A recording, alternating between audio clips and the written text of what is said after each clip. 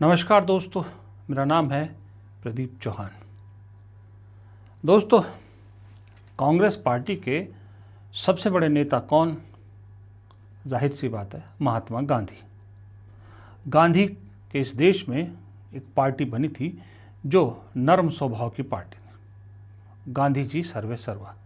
गांधी जी का एक जो मोटो है, एक नियम है, आपने सुना होगा, बचपन में पढ़ा भी होगा कि गांधी जी कहते थे अगर तुम्हारे एक गाल पे कोई थप्पड़ मारे तो आप दूसरा गाल आगे कर दीजिए।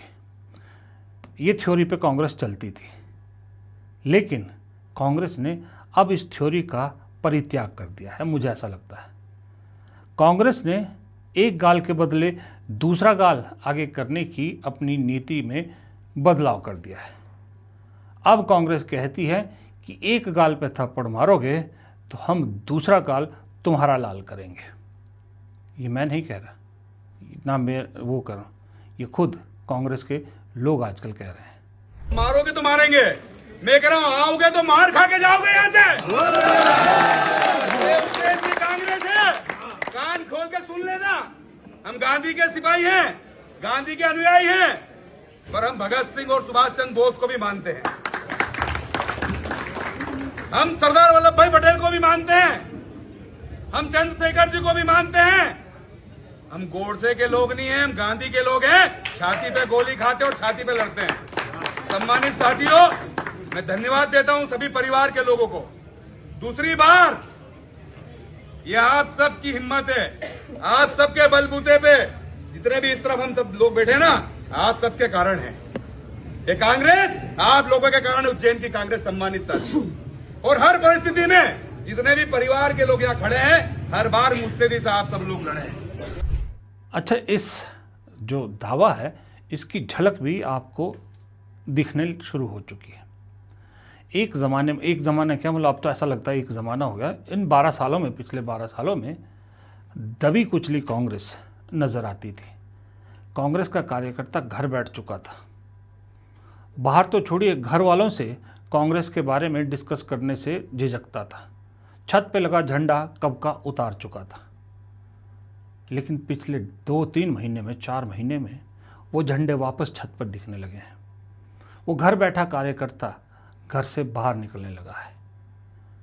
चाहे सामने सैकड़ों बीजेपी के लोग क्यों ना हो, वो अपनी विचारधारा की बात ठोक के कहता है और डरता नहीं है। ये दिखने लगा है। अभी आपके सामने एक तस्वीर है, वीडियो है। ये सब महिलाएं कांग्रेस की कर्मठ कार्यकर्ता, वही कार्यकर्ता हैं जो कुछ समय पहले तक शायद घरों में बैठी थी, लेकिन अब बीजेपी के हुजूम से भिड़ने के लिए अकेली तैयार है। और ये किसी एक जगह की नहीं, कोई उत्तराखंड की, कोई मध्य प्रदेश की, कोई राजस्थान की, कोई छत्तीसगढ़ में, कोई उड़ीसा में, हर जगह पर ये तस्वीरें इस तरह की दिख रही है। जब एक अकेली महिला कार्यकर्ता पूरे हुजूम से मुकाबला करने को तैयार है कि अपनी पार्टी का नुकसान नहीं होने दूंगी और इस गुंडागर्दी का जवाब अकेले देने में सक्षम हूं, तो सोचिए फिर इसका मैसेज कैसे ना पूरी पार्टी पर जाए। भले ही मालूम था कि ये कदम उठाने से मेरा करियर बर्बाद हो सकता है, कई मामले में मुझे उलझाया जा सकता है, उसके बावजूद यूथ कांग्रेस के लोगों ने एआई समिट में प्रदर्शन करने का रिस्क लिया। अध्यक्ष तक को गिरफ्तार कर लिया गया। ये हिम्मत कहाँ से आई? ये हिम्मत अचानक से तो नहीं आई, ये ग्रेजुअली धीरे धीरे आई और अल्टीमेटली जो लावा फूटना था वो फूट रहा है। लोगों को क्योंकि समझ में आने लगा है कि बहुत हुई इस देश में हिंदू मुसलमान की राजनीति, अब इससे बाहर निकलना है, अब इस देश को असली मुद्दों पर आना है। बहुत हुआ मोदी जी का विक्टिम कार्ड, अब इस कार्ड के बजाय हमको रोजगार गारंटी कार्ड चाहिए। अब लोग इस पर बात करने लगे हैं। इसलिए लोगों ने भी बीजेपी के जो ऊपरी सतही बातें थी उनको सतह से निकाल फेंका है। अब आप सोचिए, एक राज्य जहाँ चुनाव होने हैं असम, वहाँ का मुख्यमंत्री दिन रात हिंदू मुसलमान करता है। और उसी राज्य में गृह मंत्री जाते हैं जो समझ चुके हैं कि इस देश में अब हिंदू मुसलमान की राजनीति का वक्त चला गया, लेकिन कुछ बैकअप में नहीं है, तो अपना 10 साल पुराना ही राग अलापते हैं। असम के मुख्यमंत्री बने आप चाहते हैं, ऊपर नरेंद्र मोदी की सरकार है, नीचे भाजपा की सरकार बना दीजिए। घुसपैठिए तो दूर, परिंदा भी सीमा के इस पार पैर नहीं मार पाएगा, ऐसे सीमाओं को सील कर देंगे। तीसरी बार यहाँ पर भारतीय जनता पार्टी की सरकार बनाइए, मैं आपको वादा कर कर जाता हूँ, घुसे हुए एक एक घुसपैठिए को चुन चुन कर वापिस भेजने का काम हम करेंगे। इतना ही नहीं, बीजेपी के नेता मुस्लिम औरतों को कंबल देने से मना कर देते हैं, गरीब मुस्लिम औरतों को, कि भाई तुम मुसलमान हो। उसी पार्टी का एक मंत्री, एक एक्ट्रेस सना खान और उसके मुसलमान पति के घर में जाकर इफ्तार की पार्टी एंजॉय करते हैं, खाना उनके साथ खड़े होकर खाना बनते देखते हैं, उनके हाथ का बना खाना खाते हैं। ये अजब खेल है वैसे इस देश में चल रहा है।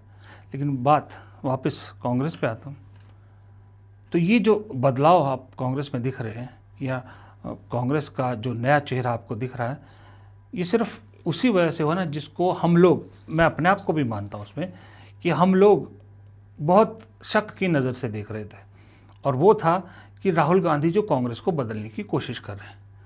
हमें लग रहा था कि इस कांग्रेस को बदलने के चक्कर में राहुल गांधी कहीं कांग्रेस का और लुटियाना डुबो दे, क्योंकि पुराने घाघ नेता हैं कांग्रेस में अंदर, उन्हें छुटकारा पाना आसान नहीं था। लेकिन इस शख्स को वक्त लगा, लेकिन धीरे धीरे उनसे छुटकारा पा रहा है, नई कांग्रेस देश के सामने ला रहा है। अच्छा, लीड फ्रॉम द फ्रंट जैसे कैप्टन की पारी खेल रहे हैं। बजट सत्र का पहला दौर पूरा अपने नाम कर लिया, देश को दिखाया है कि डोमिनेंट विपक्ष नेता कैसे होता है। अब वो पूरा जोश नीचे तक ट्रांसफ़र हो गया है। पहले नीचे से ऊपर ट्रांसफ़र होता था, मजबूत कार्यकर्ता से मजबूत नेता बनता है कहते थे। अब मुझे लग रहा है कांग्रेस ने वो गाल वाली थ्योरी तो बदली, ये भी बदल दिया कि मजबूत नेता से मजबूत कार्यकर्ता बनता है। ये एनर्जी ट्रांसफ़र इस तरह से होती है। तो ये है नई कांग्रेस, और इस नई कांग्रेस का असर क्या हो रहा है ये आप प्रधानमंत्री की झुंझलाहट से आप समझ चुके होंगे। जिस तरह की भाषा का इस्तेमाल प्रधानमंत्री ने किया, उन्होंने एक शब्द कहा था, मुझे एक्चुअल में 24 घंटे लगे उस प्रधानमंत्री के उस भाषण को डाइजेस्ट करने में। मैं 24 घंटे तक यही सोचता रहा कि प्रधानमंत्री, देश का प्रधानमंत्री क्या ऐसा भाषण दे सकता है? क्या देश के प्रधानमंत्री की ऐसी भाषा और ऐसे एक्सप्रेशन हो सकते हैं जो प्रधानमंत्री ने उसने मेरठ में कही? इसलिए मैंने कल शाम तक कोई वीडियो नहीं बनाया था, कल शाम को लेकर वीडियो बनाया। एक भाषा जो छड़क छाप की भाषा होती है, छुटभैया नेता की भाषा होती है, वो कहते हैं कांग्रेस नंगी है। उसी कांग्रेस की 4 जांबाज महिलाएं मैंने आपको दिखा दी। जब आप कांग्रेस को नंगी कह रहे तो कांग्रेस में सिर्फ पुरुष तो है नहीं, महिलाएं भी तो हैं। आप क्या उन महिलाओं को भी निशाना बना रहे हैं, या उन महिलाओं के बारे में भी ऐसी सोच रखते हैं? सुप्रिया ने भी यही पॉइंट उठाया, और मैं भी इसी बात पे सवाल प्रधानमंत्री से पूछता हूँ। नमस्कार।